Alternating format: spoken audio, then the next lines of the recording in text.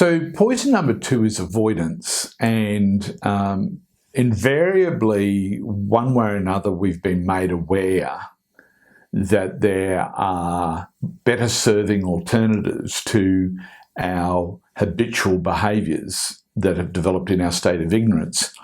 And of course, what we realise is that it's going to take effort and it's going to cause some sort of discomfort many times to engage changing our consciousness to have things be different.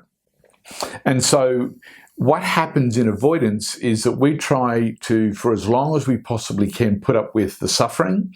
And so we see people will stay in relationships and suffer for years, even to the point where they'll be in relationships for 40 years, 50 years, suffering the whole time and being in a state of avoidance, because making changes is going to be, in their mind, much more challenging than putting up with what they've learnt to be able to put up with.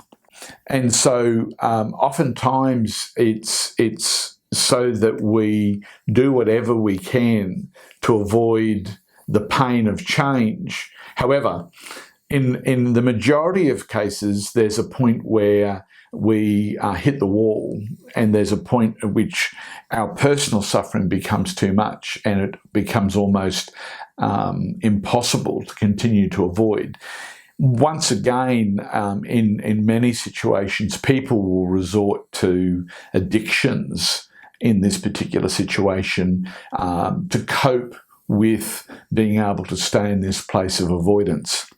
And so what does it look like? They are aware of better options but avoid making the change. So you're not ignorant anymore, because you've now been made aware. You've now got new knowledge and information as a result of the fact that things have to change. Example, a diabetic who continues to consume high sugar content drinks is somebody who is in an avoidance situation. Suffering, they put off having to deal with their pain as long as possible. Current remedy, they resort to addictions, which is what we talked about, to mask their pain or to try to ignore it. They put off change as long as they possibly can. And the mindful remedy is to become aware of the fact that you could choose a loving alternative and to engage mindfulness, begin to remember that you have a choice. It's not about using will to change behaviour. It's just staying in the place of remembering that you have a choice. So once again, there's an opportunity for you on this page to explore where you've developed avoidance behaviours. So let me share a couple of mine. One is exercise and the need to exercise. And so for many, many years, this was something, I was very active as a teenager, but as time went by and commitments with work and busyness with family and all those things ended up happening, I avoided exercise until it got to the point where I had to do something about it for my own health and well-being.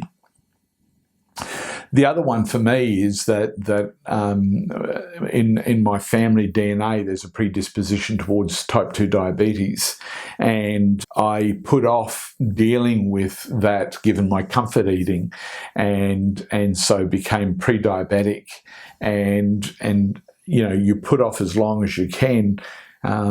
Particularly when you're driven by that need to survive through comfort eating. And so, you know, refined carbohydrates, fats in terms of, and sugars, those sorts of things, because they taste good and feel good and are pleasurable.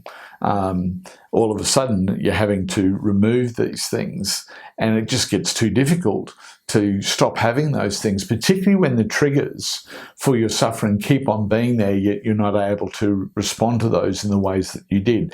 And so this puts us into this place of avoidance. And so I want you to take a moment just to have a look at what are the sorts of things that you are doing that are the nah, where you don't want to see and hear the changes, but you know that they've got to be made.